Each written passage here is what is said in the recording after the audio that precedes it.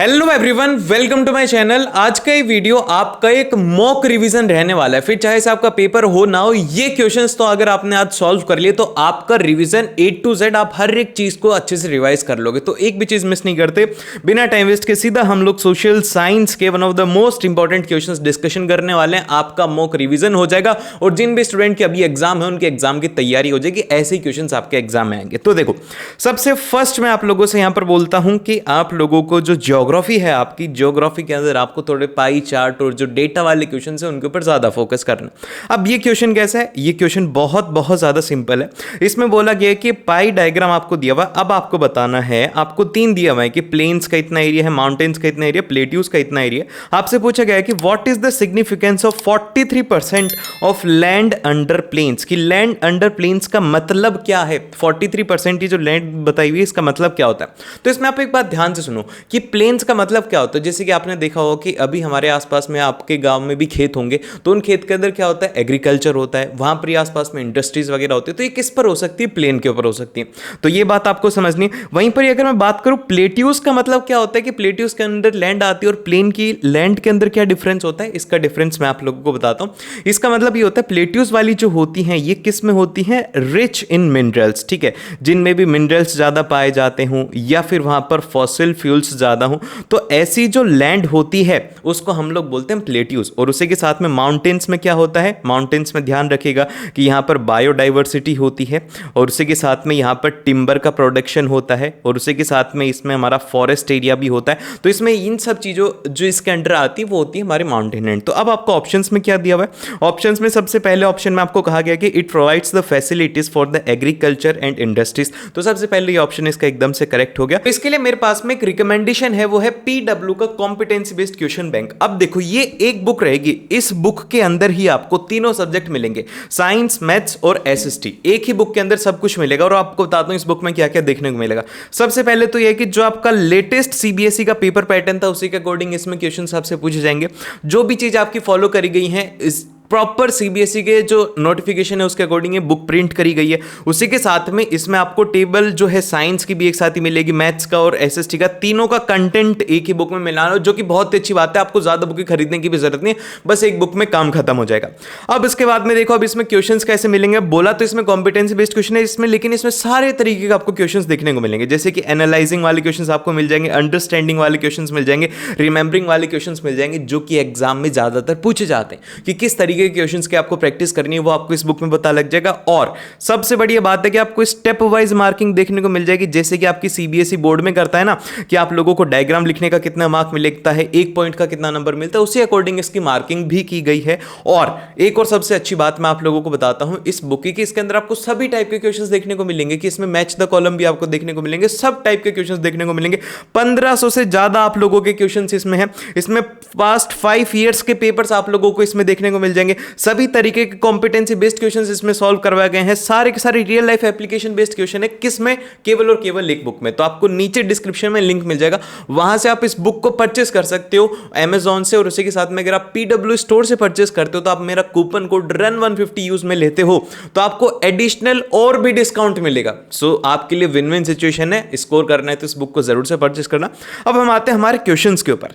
तो अब इसके बाद में जो अगला क्वेश्चन आता है, जैसे कि विजुअली इंपेयर्ड जो स्टूडेंट होते हैं, ये देखो एक तरीके से आप लोगों के पास में क्या होती है, जो स्मार्ट बच्चे होते हैं वो इसको एज अ चॉइस ले लेते हैं कि विजुअली इंपेयर्ड कराते हैं। अगर आपके ने पढ़ा है तो ठीक है, नहीं पढ़ा है तो आप ये वाला भी करके आ सकते हो। अब इस क्वेश्चन में कहा गया, इसमें बोला कि transformation of things available in our environment involves the interaction relationship between. कि अब आप बताओ कि आपके एनवायरनमेंट में क्या क्या चीजें हैं। सबसे पहला तो आपका मोबाइल फोन, उससे कैसे भूल सकते हैं। मोबाइल फोन क्या है? वो है एक टेक्नोलॉजी है। उसी के साथ में आप क्या सांस वगैरह लेते हो, आपके आसपास में पेड़ हैं, वो क्या है? नेचर है। और उसी के साथ में आप लोगों ने बिल्डिंग्स वगैरह बना रखी हैं, आपके स्कूल्स वगैरह, ये सब क्या है? ये एक इंस्टीट्यूशंस है। तो ये अगर तीनों चीजें ना हो, मान लो कि आपसे मैं आपका फोन अभी छीन लेता हूं, क्या होगा? आपके धक धक होगी, भैया प्लीज उसकी चैट मत पढ़ लेना, ठीक है, ये ऐसे धक धक होगी। तो अभी यही जो धक धक है ये हमें मेरे को नहीं करनी, मेरे को तो बस समझाने का मोटिव ये है कि इन सभी चीजों का कोऑर्डिनेशन ही क्या होता है, हमारी ट्रांसफॉर्मेशन ऑफ लाइफ होती है, और इसी को ही लाइफ बोलते हैं। तो इसमें अब कौन सा ऑप्शन है? इसमें बोला गया नेचर एंड टेक्नोलॉजी, नहीं हो सकता भाई। फिर उसके बाद में नेचर, टेक्नोलॉजी एंड इंस्टीट्यूशंस, तो इसका एकदम से करेक्ट ऑप्शन हो जाएगा बी ऑप्शन। कितनी अच्छी बात है, ठीक है।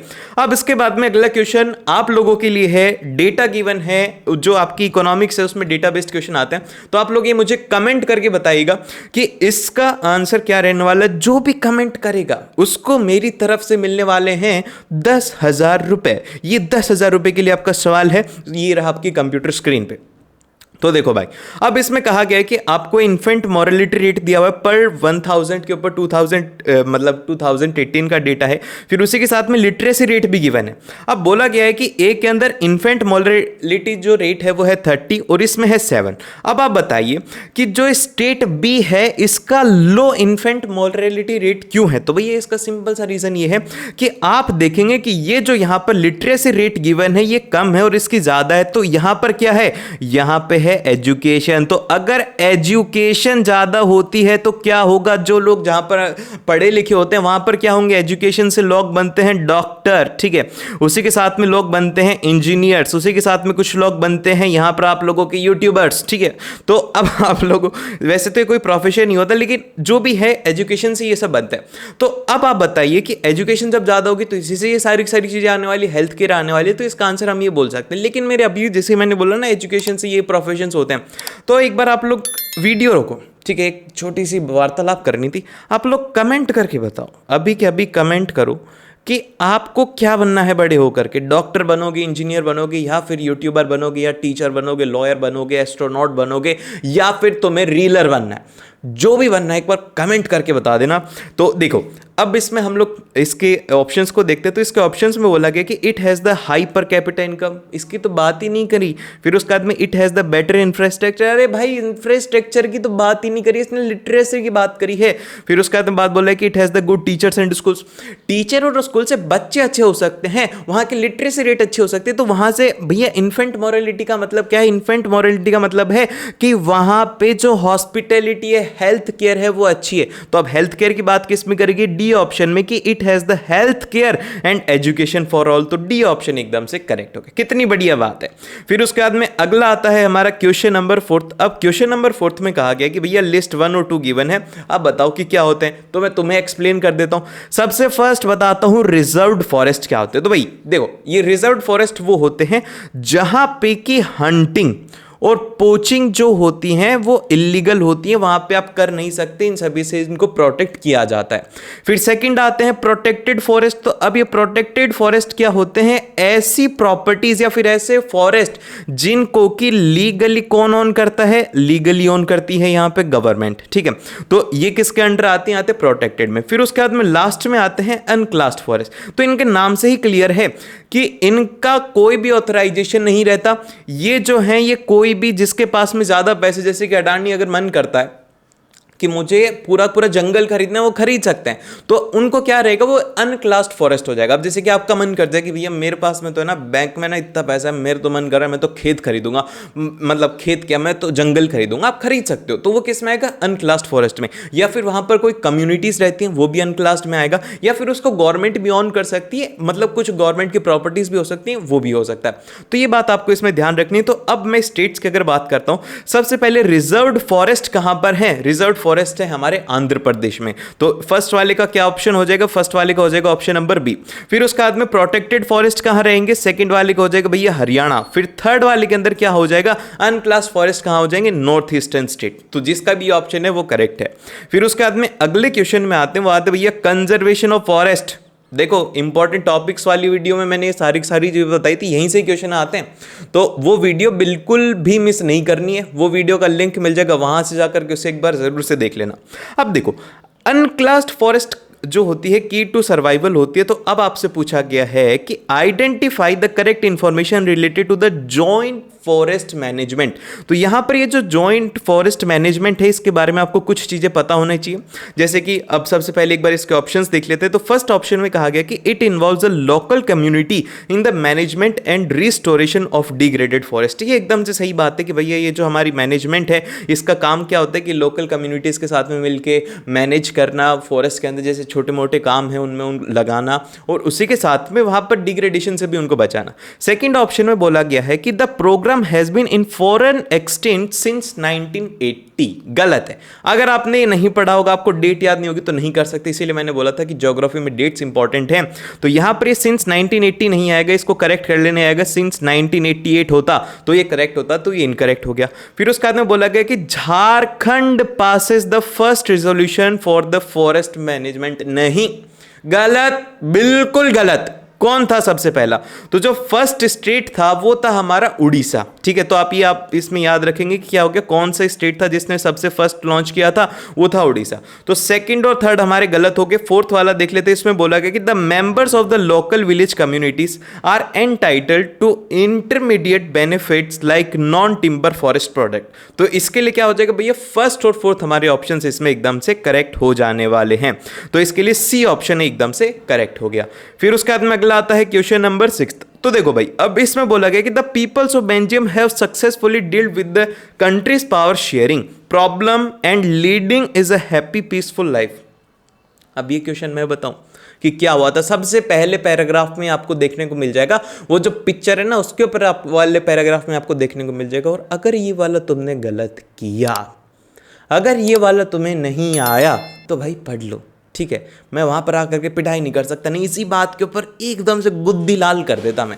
तो ये बात आपको ध्यान रखनी है कि भैया इसका ऑप्शन क्या होगा, ए होगा, बी होगा या सी होगा या डी होगा। तो अगर ये आप नहीं कर सकते कमेंट तो आपको उठानी है बुक। ठीक है, तो भैया मैं इसका आंसर बता देता हूँ। इसका जिस किसी ने भी कमेंट में ए लिखा है वो जीत गया भाई। ठीक है, जीत गए तुम, जो तुम्हें लेना वो खरीद लो, खुद से ही पे कर देना। ठीक है, अब इसके बाद में जो नेक्स्ट क्वेश्चन आता है हमारे पास में, question number 7, match the column type है। तो सबसे फर्स्ट वर्ड है एथनिक। एथनिक का मतलब क्या होता है, सोशल डिवीजन होता है कि भैया तुम्हें सोशली डिवाइड कर दिया जाता है कल्चर के बेसिस के ऊपर। फिर उसके बाद में नेक्स्ट हम लोग बात करते हैं। तो देखो हम यहाँ पे मार्क करते हुए चलते हैं, हम बहुत अच्छे बच्चे हैं, हम अच्छे तरीके से स्टडी करते हैं, तो हम यहाँ पे लिख देंगे कि फर्स्ट वाले का आंसर क्या हो गया, डी। अब सेकंड वाले का हमसे बोला गया है मेजोरिटिज्म। तो भैया इसके तो मतलब से ही पता लग रहा है कि वहां पर एक मेजोरिटी के अंदर कमिटी होगी जो कि डिसाइड करेगी। तो अब देखो कि believe that the majority committee, मैं तो बोला ही था ना।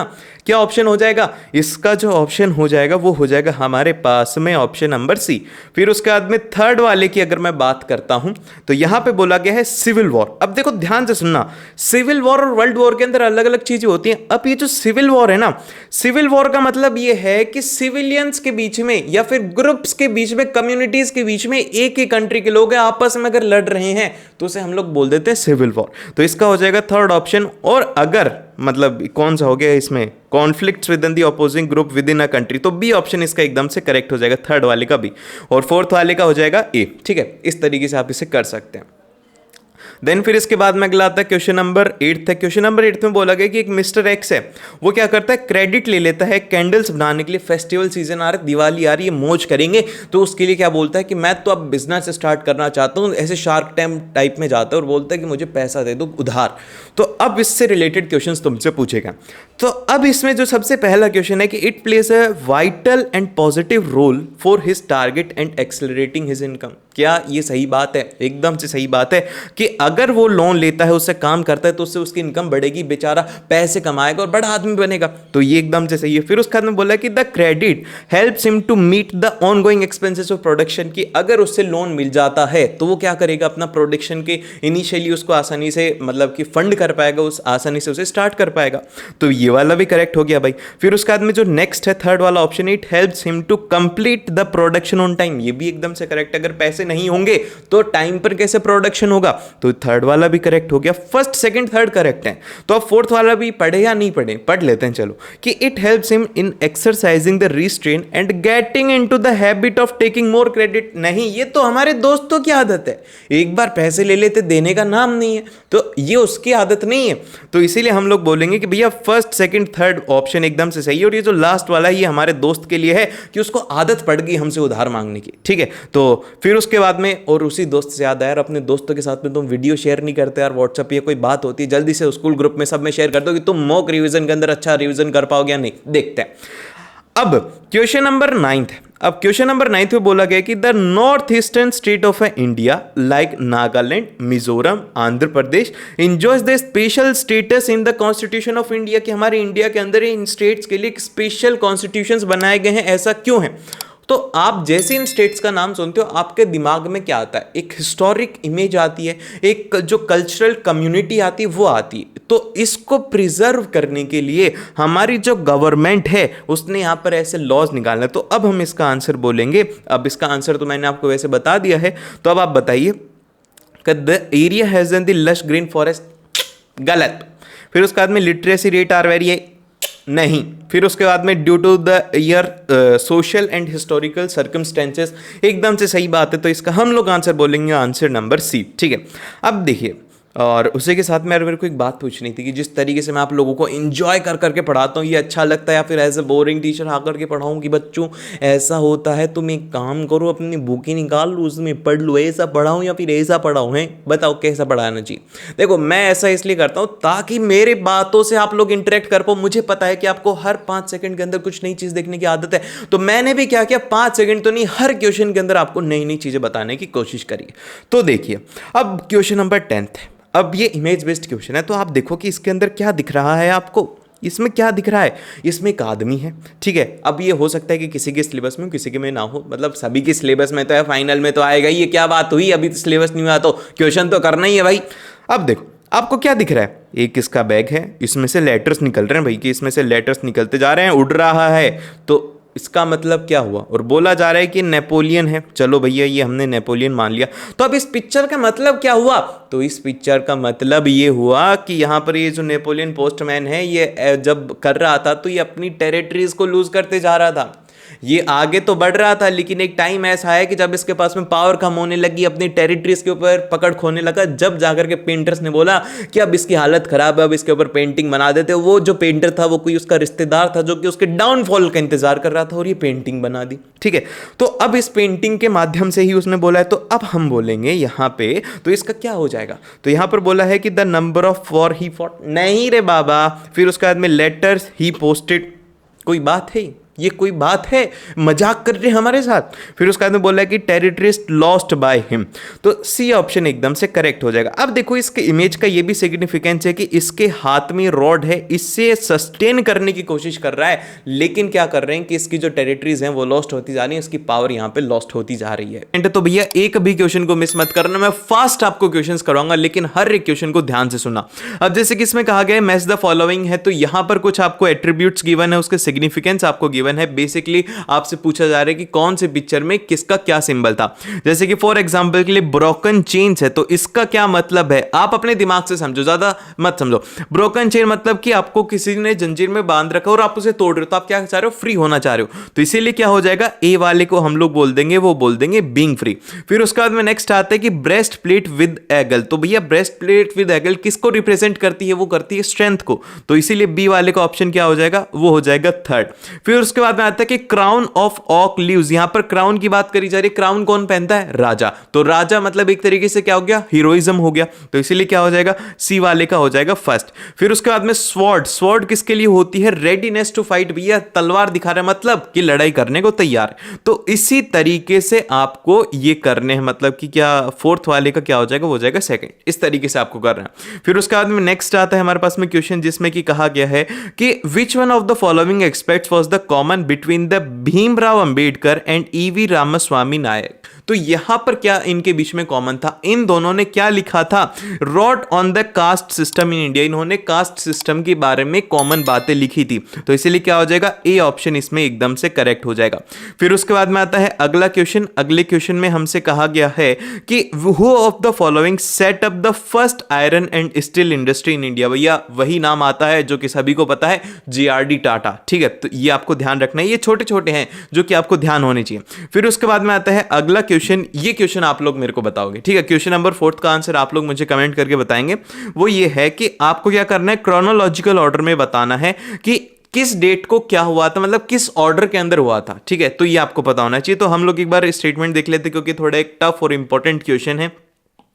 तो इसमें फर्स्ट स्टेटमेंट दिया गया है कि the Bretton Woods conference established in the International Monetary Funds. फिर सेकंड आता है कि the Second World War was broke out between the axis and the allied groups. फिर थर्ड स्टेटमेंट हमें गिवन है कि car manufactured Henry Ford adopted assembly line method for production. फिर last के अंदर दिया हुआ है कि the western economies organised themselves as the Group of 77। तो इसमें सबसे पहले क्या हुआ था, जो सबसे पहले स्टेटमेंट आपको ध्यान आएगा, जो सबसे पहले इनमें से इंसिडेंट हुआ था वो हुआ था हेनरी फोर्ड जो थे, उन्होंने क्या अडॉप्ट किया था, असेंबली लाइन मेथड।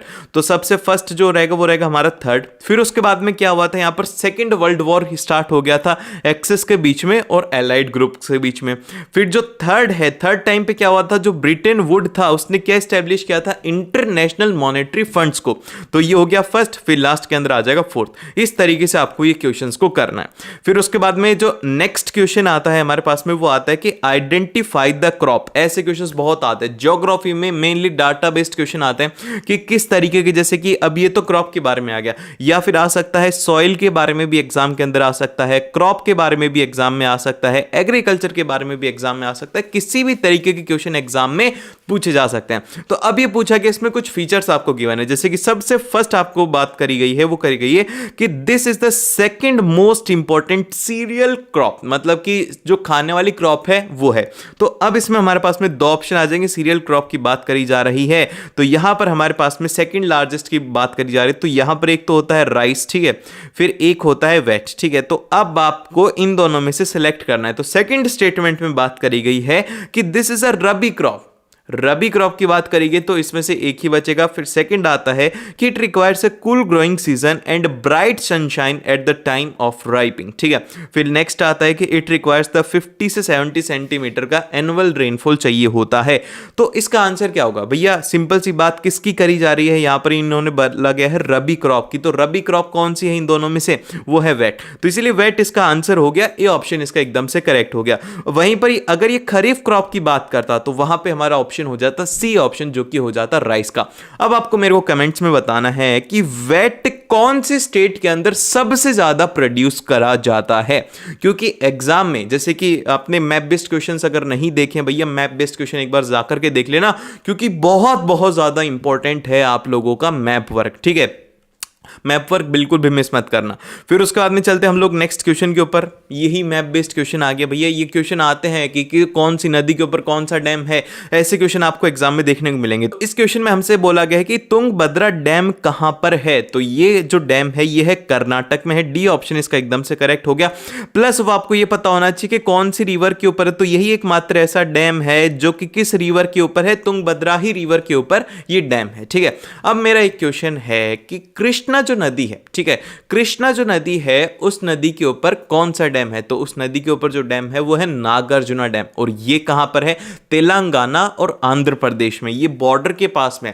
तो इसीलिए ऐसे आपको पता होना चाहिए भाई कौन सी स्टेट में ये कहां मिलेगा। यार फिर से बताता हूं, मैप वाली वीडियो जाकर के एक बार जरूर से देख लेना। फिर उसके बाद में नेक्स्ट क्वेश्चन आता है जो कि मैंने आपको कहा था कि ज्योग्राफी से कैसे क्वेश्चन आएंगे, डेटा बेस्ड क्वेश्चन आएंगे। अब इसमें पूछा गया है कि एलुवियल सॉइल कहां मिलती है, ब्लैक सॉइल कहां मिलती है, एरिड सॉइल कहां मिलती है, लेटराइट सॉइल कहां मिलती है। तो सबसे पहले अगर हम लोग बात करते हैं एलुवियल सॉइल की, तो यहां पर बात करी जा रही गंगेटिक प्लेन की। तो मतलब ये बात करी जा रही है जहां पर कि आप इसको सिंपल से याद रखो, गंगेटिक मतलब कि गंगा, और एलुवियल सॉइल कहां पर मिलती है, जहां पर कि नदियां होती हैं, उनके सेडिमेंट्स जो होते हैं वहां पे मिलेगी। तो इसलिए क्या हो जाएगा, एलुवियल सॉइल इसका करेक्ट आंसर हो जाएगा, ए ऑप्शन एकदम से सही हो गया। लेकिन वहीं पर ये किसकी बात कर रहा है, ब्लैक सॉइल को हिमालयन रीजन की बात कर रहा है। हिमालयस के अंदर क्या है, माउंटेन है, तो वहां पर कौन सी सॉइल मिलेगी, forest and mountain mountainous soil मिलेगी। फिर उसके बाद में एरिड सॉइल को बता रहे वेस्टर्न घाट्स, यार एकदम ये तो कचरा कर दिया इसने, इसको दिमाग नहीं है भाई इसमें बिल्कुल भी। अरे एरिड सॉइल कहां पर मिलेगी? राजस्थान में, जहां पर रेगिस्तान होगा वहां पे मिलेगी, डेजर्ट एरिया के अंदर मिलेगी। यार अब दिमाग खराब हो गया। तो इसी बात के ऊपर अगला क्वेश्चन देखते हैं। तो ये क्वेश्चन है आप लोगों के लिए 5 करोड़ रुपए में, ठीक है। तो अब ये क्वेश्चन में कहा गया है कि which of the following country has the highest life expectancy, कि भैया सबसे ज्यादा कहां पर है? तो वो है बांग्लादेश। डेटा बेस्ड है इकोनॉमिक्स में। फिर इसके बाद में अगला क्वेश्चन आता है। अगले क्वेश्चन में हमसे कहा गया है कि which one of the following organisation is providing the data regarding employment in India, कि भैया ऐसी बताओ ऑर्गेनाइजेशन जो कि डेटा प्रोवाइड करवाती है। स्टेट्स की बात करी जा रही है, तो स्टेट्स से मैं आपको याद रखना है नेशनल स्टैटिस्टिकल ऑफिस, ठीक है। तो इसीलिए ए ऑप्शन इसमें भी एकदम से करेक्ट हो जाएगा। और ये बात ध्यान रखना कि एग्जाम में ये जो आपके एसएसटी है ना, ये सिंपल है। जैसे कि मैंने आपको बताया गंगा से गंगेटिक प्लेन आपको याद रखना है, यहां पर डेटा से आपको क्या याद रखोगे? स्टैटिक्स ऑफिस याद रखोगे। तो इस तरीके से आपको इसे याद रखना है। फिर उसके बाद में नेक्स्ट आता है हमारे पास में क्वेश्चन है कि which one of the following is and the major benefit to an MNC when it work on the joint production with local company. यहां पर किसकी बात करी जा रही है? यहां पर देखो, सबसे पहले ही आपको ऑप्शन के अंदर एग्जामिनर कंफ्यूज कर देगा, क्योंकि एग्जामिनर को पता है कि भाई बच्चे के साथ में कहां खेलना है, कहां वो गलती करेगा। जैसी गलती करे उसको दबोच लो, ठीक है। लेकिन आपको कैसे दबोचेगा? आप तो मेरे से पढ़ रहे हो ना, तो नहीं दबोचेगा। तो यहां पर इसमें कहा गया कि MNC shares it's latest technology with company. ये यही पे गेम खेल गया बच्चों के साथ में। बच्चों को लगेगा यार एकदम से सही है, ये ऑप्शन में मार्क कर देता हूं, बाहर आकर के बात करता है तो पता लगता है तो गलत कराया मैं। तो अब ध्यान से देखो, इसमें किसकी बात करी जा रही है? एमएनसी के फायदे की बात करी जा रही है। अगर वो लोकल कंपनी के फायदे की बात करता तो यहां पर टेक्नोलॉजी की बात होती, लेकिन यहां पर एमएनसी के फायदे की बात नहीं करी जा रही। तो इसका जो सेकंड ऑप्शन है, सेकंड ऑप्शन में बात करा जा रहा है कि MNC decides all the parameters and price of the product. ये एकदम से सही है कि भाई एमएनसी जब लोकल कंपनी के साथ में, जैसे कि फॉर एग्जांपल के लिए आज मेरी कंपनी मेरे साथ में अगर गूगल टाई अप करता है, तो प्राइस कौन डिसाइड करेगा? गूगल डिसाइड करेगा, ना कि मैं करूंगा, क्योंकि वो एक एमएनसी है। तो ये यहां पर इनको बेनिफिट रहता है। तो इसीलिए जो इसका करेक्ट ऑप्शन रहेगा बी ना होकर ए ना होकर के बी ऑप्शन एकदम से करेक्ट रहेगा, ठीक है। ये आपको इसमें ध्यान रखना है। और फिर इसके बाद में चलते हैं हम लोग नेक्स्ट में, जो कि है हमारा कि कौन सा पेयर सही ढंग से मैच्ड है। सबसे पहले बात करी जा रही है प्राइमरी सेक्टर की। प्राइमरी सेक्टर में फिशरमैन है, एकदम से सही है। प्राइमरी सेक्टर में वो आते हैं जिनमें कि किसी की भी रिक्वायरमेंट नहीं होती, जैसे फार्मिंग हो गया, या फिर एग्रीकल्चर हो गया, या फिर जैसे कि फिशरमैन हो गया, गार्डनर हो गया। ये सब किस में आते हैं? प्राइमरी सेक्टर के अंदर। ये किसके ऊपर डिपेंड करते हैं? टोटली नेचुरल चीजों के ऊपर डिपेंड करते हैं। वहीं पर अगर बात करें यहाँ पे, जैसे कि ये क्या है? ये है सेकेंडरी सेक्टर, जिसमें आ रहा है प्राइस्ट। तो अब जो प्रिस्ट है वो सेकेंडरी में नहीं आते, ये आते हैं टर्शरी में, जिनका की काम होता है, जैसे टेलर हो गया, प्रिस्ट हो गया। ये सब किस में आते हैं? ये आते हैं हमारे टर्शरी सेक्टर में। फिर इसके बाद में टर्शरी सेक्टर में किसे बता रखा है? बास्केट वीवर को। अब ये किस में आएगा भाई? ये सिंपल सा है, प्राइमरी सेक्टर के अंदर ही आएगा, क्योंकि इनको भी सारी चीजें नेचुरली मिल रही हैं। तो ये क्या होगा? ये टोटली एग्रीकल्चर के ऊपर यहां पर ये डिपेंड है। इसीलिए आप इसको ध्यान रखेंगे कि किसके ऊपर डिपेंड है? एग्रीकल्चर के ऊपर ये डिपेंड है।